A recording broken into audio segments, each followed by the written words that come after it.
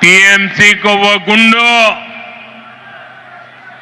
ये टीएमसी के वो गुंडे जो आपको डराते हैं, बीजेपी सरकार में उनके डर भरे दिन शुरू होना तय है। पाल्टानो दोरकार, बीजेपी सरकार, पाल्टानो दोरकार, बीजेपी सरकार, पाल्टानो दोरकार, बीजेपी सरकार, पाल्टानो दोरकार। बीजेपी सरकार। के आलोचकों को धमकी, मीडिया को धमकी, विपक्ष को धमकी, ये बंगाल में खौफ का कैसा माहौल बनाकर रखना चाहते हैं, ये पूरे देश को जानना चाहिए। ये लोग कहते हैं तृणमूल को जिसका वोट नहीं, टीएमसी को जिसका वोट नहीं, तो वो बंगाली नहीं। तृणमूल को वोट नहीं तो सरकार योजना का उसे लाभ नहीं, तृणमूल को वोट नहीं तो घरों में बिजली पानी नहीं, टीएमसी सिंडिकेट के जरिए नहीं जाओगे तो कोई सप्लाई नहीं। लेकिन साथियों, मैं टीएमसी को याद दिलाना चाहता हूं, टीएमसी की गुंडागर्दी के दिन अब खत्म होने जा रहे हैं।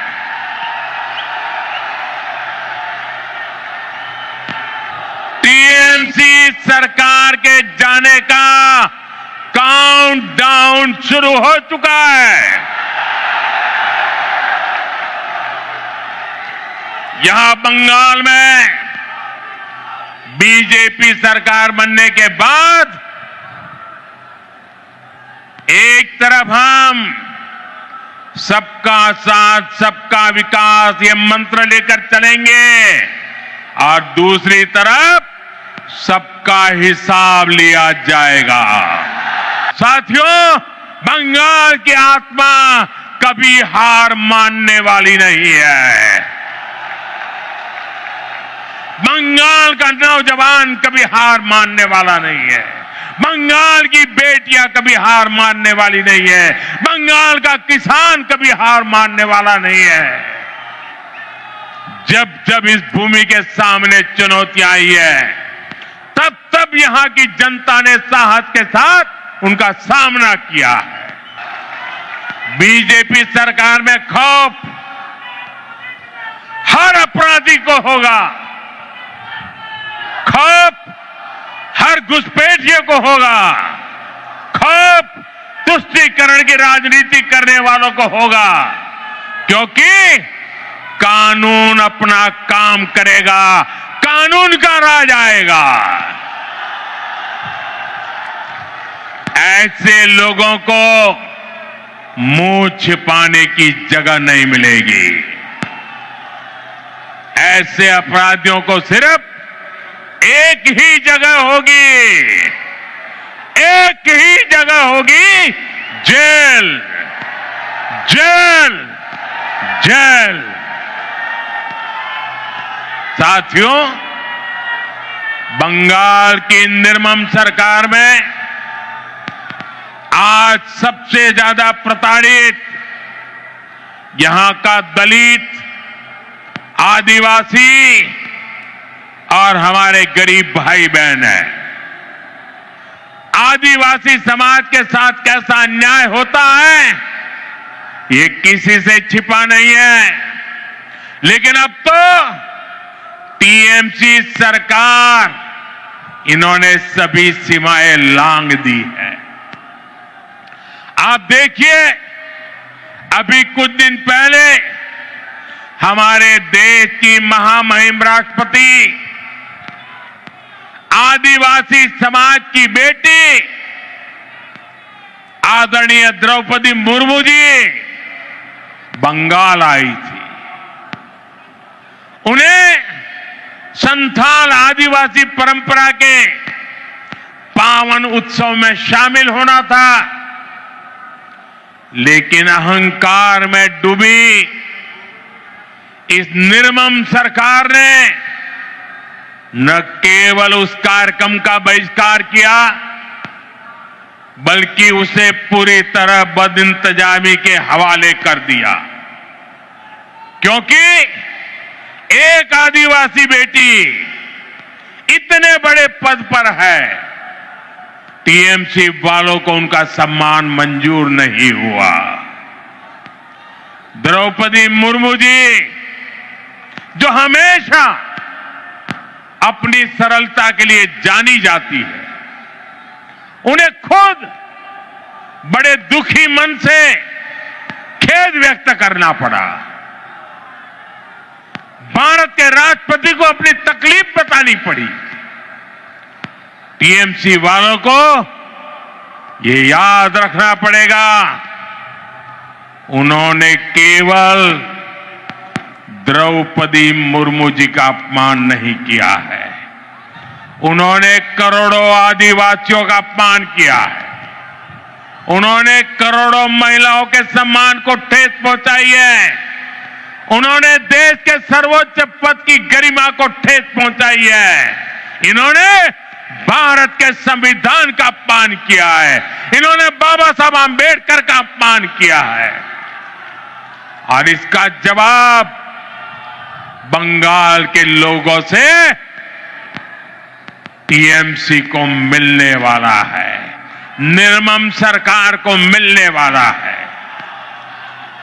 साथियों, टीएमसी सरकार ने बंगाल को पूरी तरह से अराजकता के हवाले कर दिया है। संवैधानिक व्यवस्थाओं पर आए हर दिन हमले करने के वो रास्ते खोजते रहते, हमले करते रहते।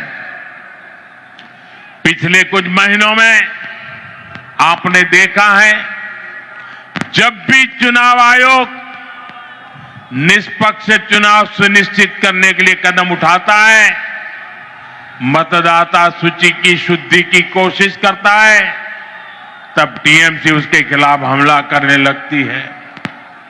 जो संस्था स्वतंत्र और निष्पक्ष चुनाव कराने के लिए जिम्मेदार है, उसी की विश्वसनीयता पर सवाल खड़े किए जाते हैं। ऐसा ही व्यवहार देश की सेना को लेकर दिखाई देता है।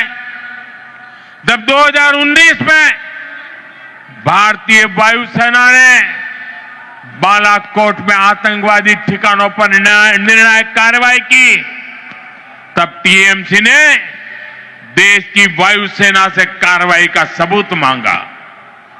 साथियों, यहां राज्य सरकार पुलिस को स्वतंत्र रूप से जांच करने नहीं देती। जब राष्ट्रीय एजेंसियां टीएमसी सरकार के भ्रष्टाचार या गंभीर अपराधों की जांच करना चाहती हैं, तो उन्हें भी रोकने की कोशिश होती है। अब जरा सोचिए, न्याय के लिए लोग आखिर कहां जाएंगे? साथियों, तृणमूल वाले यही अराजकता दिल्ली तक फैलाने की कोशिश करते हैं। आपने संसद में भी देखा है, सदन के भीतर कैसे कागज फाड़े जाते हैं, कैसे बहस को रोका जाता है, कैसे सदन की कार्यवाही को बाधित किया जाता है। देश टीएमसी की शर्मनाक हरकतें देखकर हैरान होता है। साथियों, बंगाल के प्रबुद्ध लोग अब इस अराजकतावादी सरकार के खिलाफ संकल्प ले चुके हैं। इस अराजक सरकार को उखाड़ फेंकने का काम इसी धरती के लोग करने वाले हैं। साथियों, आज यहां जो जनसैलाब उमड़ा है, ये पश्चिम बंगाल की जागती हुई चेतना है। ये उस बदलाव की आहट है जिसका इंतजार वर्षों से किया जा रहा है। पश्चिम बंगाल में दार्जिलिंग की पहाड़ियों से लेकर सुंदरबन के द्वीपों तक उत्तर बंगाल के चाय बागानों से लेकर कोलकाता की गलियों तक आज हर जगह पर एक ही चर्चा है, बदलाव चाहिए और ये बदलाव अब होकर रहेगा। गुरुदेव रविन्द्रनाथ ठाकुर ने भी हमें संदेश दिया है। उन्होंने कहा था, विपदे मोरे रखा करो, ये नोहे मोर प्रार्थना विपदे आमी ना जाए जेनो कोरी भय। आज भी वही समय है। कुछ लोग आपको डराने की कोशिश करेंगे, कुछ लोग कहेंगे कि बदलाव संभव नहीं है, लेकिन याद कर रहिए और याद जरूर रखें, जब जनता ठान लेती है तो कोई भी ताकत उसे रोक नहीं सकती। और बंगाल की जनता ने जब भी ठाना है, इतिहास बदल कर दिखाया है। आज मुझे इस ऐतिहासिक ब्रिगेड मैदान में वही आत्मविश्वास मेरी आंखों के सामने दिखाई दे रहा है।